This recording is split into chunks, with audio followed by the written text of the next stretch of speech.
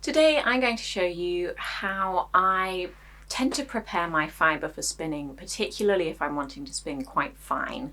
This is a method I've been using for a while. Today I'm going to be using carded batts, but you can also use it for wool top. And for the batts I'm going to be using, they don't have loads of colour variations, so it's not going to help with colour management in this case. But for wool top, where you've got different colours along the section of the fibre, by preparing the fibre like this, you can control the length of your segments of each colour, so you can choose to distribute the colour as you want to. This is part of a series which I have been doing following this project, where I am using plant dyed wool and some flax tow. If you want to see how I've prepared all of these fibres up till now, there is a playlist with this series, so I will link that so you can watch the rest of them if you're interested, and you can see how I've carded these batts so far. These batts I blended up wool, fleece and tow flax. The wool was dyed with rhubarb root and onion skins, and the flax is its natural undyed colour. And there's a bit of texture in here. You might occasionally see me picking bits out because the flax is tow flax, which has still some inconsistencies in it. So I keep my batts rolled up like this until I'm ready to use them, and then just unrolling it like this, we've got it nice and flat. And with this fibre, I have tried to align the staples of the fibres fairly parallel, so you can see them running along the length of the batt here. So I'm aiming for a semi-worsted spin. Is not going to be a true worsted because I've not carded this fibre. Sorry, I've not combed this fibre.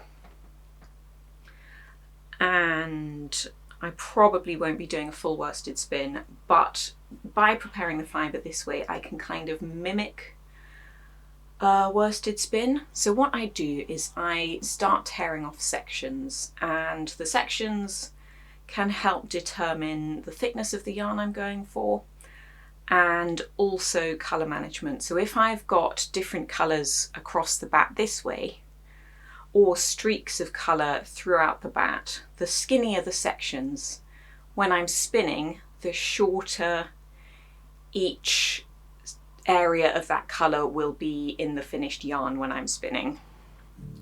So for this one, I'm going to be spinning really quite fine.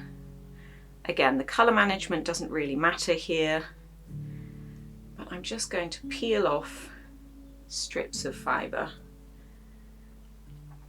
And you can see that comes off quite neatly because I have got most of these fibres parallel. If I had carded this for a true woolen prep, so if all of my fibres were facing in all different directions, this wouldn't come off so neatly, but you can still split it into sections like this.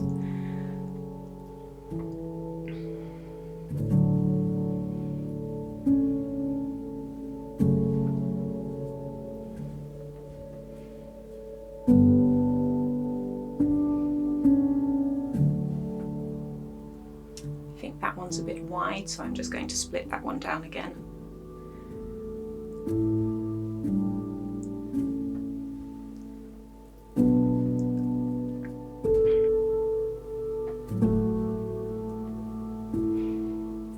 Right, we'll just work with this one batt for now. Just put those there.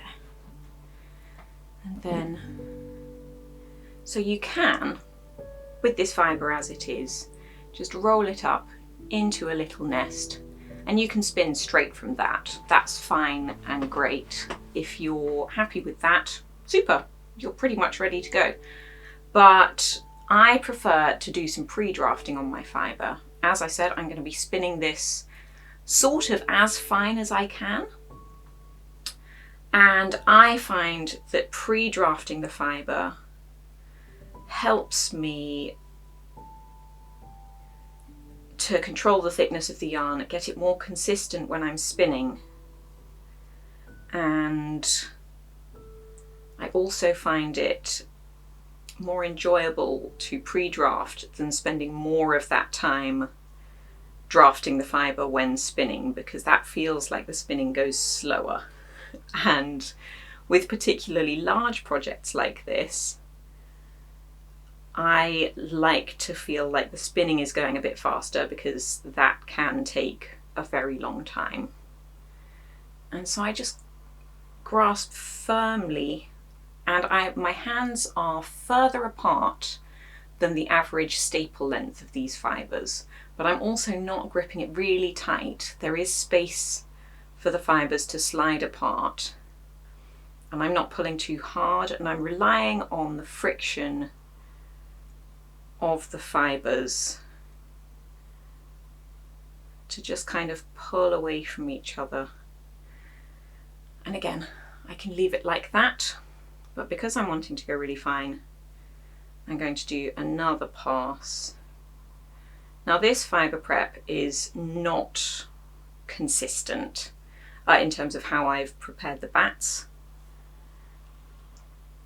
The fibres are not uniformly distributed throughout the batts, and there are slubby bits, there are neppy bits, and that is something I'm embracing for the finished project.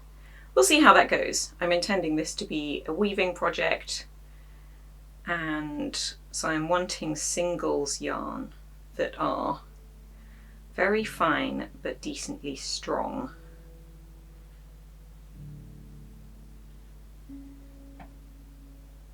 Take that bit out.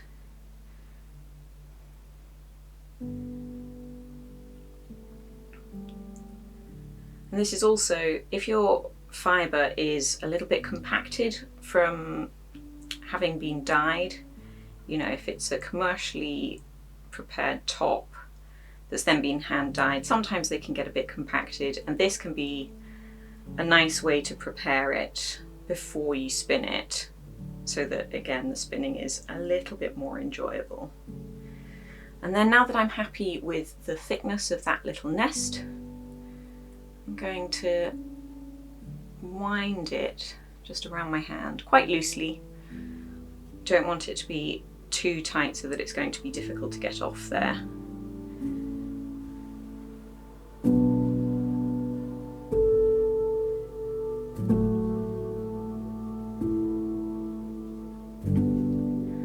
then if I take these batts out of here, because I'm going to want my prepared nests in there.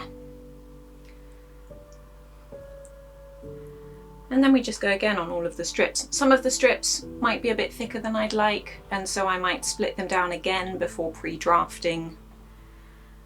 And this way you can just control the thickness of the fibre that you'll be spinning. And obviously I will still be drafting this when spinning it,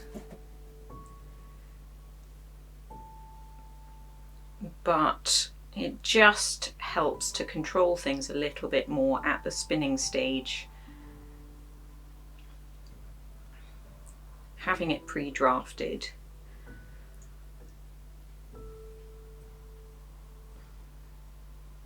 And so that I can aim for a nice, consistent, fine single. And I can focus more on getting enough twist into my yarn, rather than focusing too much on the drafting. I like my drafting when I'm spinning to feel quite intuitive,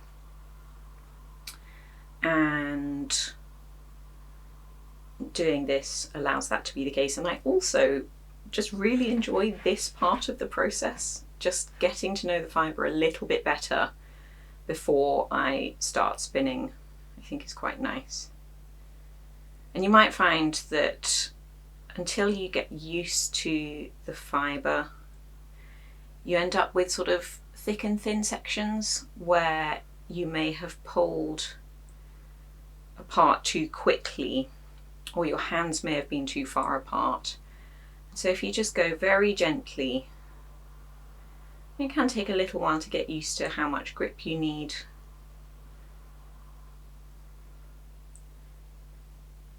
And it's sort of nice drafting practice without having to worry about treadling, or if you're working from a spindle, without having to worry about spinning the yarn at the same time.